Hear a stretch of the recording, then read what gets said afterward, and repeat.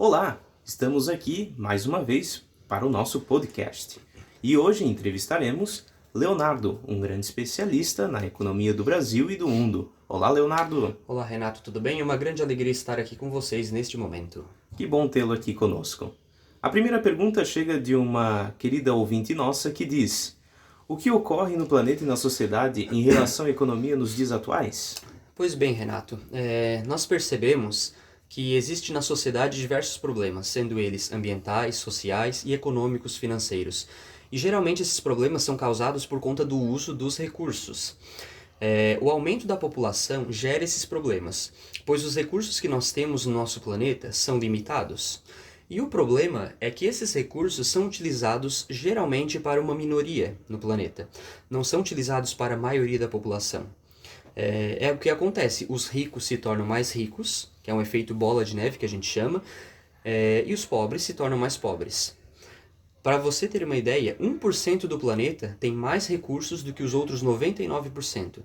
No cenário brasileiro, 5% dos mais ricos têm mais riqueza do que os outros 95%.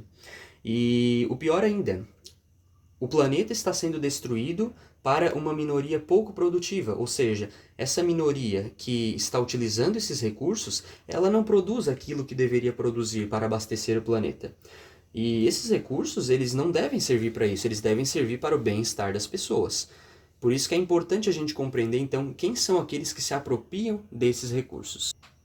Mas, Leonardo, você pode me dizer como se chama, quem são essa minoria que comanda a economia mundial e no Brasil? Pois bem, o que nós percebemos que são coisas que a mídia não nos mostra, não nos revela. A gente percebe que o poder está situado numa rede de poder corporativo. 737 grupos controlam 80% do sistema corporativo mundial. O que nós vemos que ocorre no mundo é um deslocamento do sistema de poder do planeta. O poder, em vez de fazer parte dos governos, passa às corporações, que é um sistema de desgoverno. Então o desafio que surge é reorganizar essa rede de corporações. O que acontece? São as corporações que mandam e não mais os governos. Algo importante que nós devemos compreender também é como que funcionam essas corporações. As corporações, para vocês terem uma ideia, são maiores do que muitos países no âmbito econômico. 28 gigantes financeiros, ou seja, bancos, controlam o sistema financeiro de todo o planeta. E essas corporações, elas mantêm, esses grupos no caso, né, eles mantêm os governos com rédeas curtas. Eles fazem as coisas e não se importam com impactos sociais, ambientais, eles apenas querem aumentar o seu lucro. Essas corporações também são compostas de hierarquias. E algo que nós percebemos é que esses ricos que controlam essas corporações, eles continuam gerando criminalidade. O controle das empresas não está mais nas mãos dos engenheiros, aqueles que entendem dos assuntos, mas do jurídico, do financeiro e do marketing. E isso acaba gerando no planeta é um sistema de desresponsabilização, ou seja, as coisas acontecem, os crimes ambientais, enfim, acontecem e ninguém é responsável por isso, pois aqueles que controlam as corporações não são responsáveis e colocam às vezes a culpa em outras pessoas, ou seja, não se sabe quem é o responsável de verdade nesse sistema de corporações. Algo importante também de entendermos, Renato, é como se organiza esse oligopólio financeiro. Dentro desse oligopólio ocorre um deslocamento do sistema de poder. Não existem mais governos, mas apenas uma governança. Não se tem mais mercados, mas apenas um sistema de exploração financeiro. E isso faz com que se perca o controle dos juros e dos fluxos financeiros. O poder do sistema financeiro se desloca. Os governos acabam perdendo a capacidade de governar. Os grandes bancos constroem então filiais em paraísos fiscais em diversos países, em que esses paraísos fiscais, só para entendermos um pouco, são lugares sem juros e sem controle financeiro, em que os governos perdem a sua capacidade fiscal. Para termos uma ideia, aqui no Brasil, 26% do PIB brasileiro está nesses paraísos fiscais.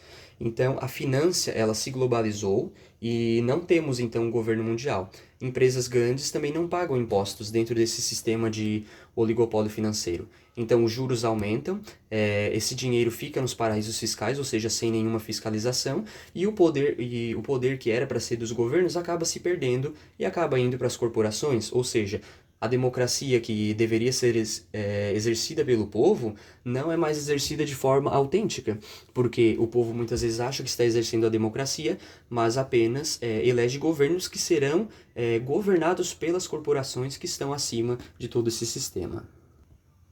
Querido Leonardo, para o nosso telespectador e ouvinte entender bem, acredito ser importante falarmos um pouco sobre a questão do commodities, que afinal são fundamentais no processo da economia. Pois bem, Renato, de fato, bem lembrado. O que são essas commodities? Commodities são grãos, minerais metálicos, minerais não metálicos, energia. São essa matéria-prima fundamental. Ela é chamada de o sangue da vida econômica. E controlar as commodities é essencial, por isso que esse também é um interesse das corporações. O que acaba tornando as coisas mais caras no mercado não acabam sendo aqueles que produzem, mas os intermediários que passam nesse processo de produção. O produtor quase não ganha aquilo que deveria ganhar pelo que produz, e aqueles que consomem pagam a mais do que deveriam. Então, esses que estão no meio, esses intermediários, acabam ganhando diversos valores por conta desse processo de produção. Essas corporações acabam dominando esses intermediários, então o lucro exacerbado acaba indo direto para as corporações. E um fator interessante também em relação às commodities é que 12 grupos controlam esse sistema de commodities, esse sistema de matéria-prima, o que é de fato interessante e o que acarreta num domínio do governo mundial. E o cenário brasileiro, como se encontra neste meio? Pois bem, nós percebemos que 5 bancos controlam tudo no Brasil, esse é o cenário brasileiro que temos. Antigamente, esses bancos colocavam dinheiro nas empresas, porém hoje retiram o dinheiro delas. E o dinheiro é tirado da economia e acaba não voltando. Então, esse sistema financeiro se torna negativo para a economia. É um sistema de exploração pela renda. Neste sentido, deve-se reduzir a desigualdade para gerar o consumo de massas, gerando assim uma atividade empresarial que gerará imposto.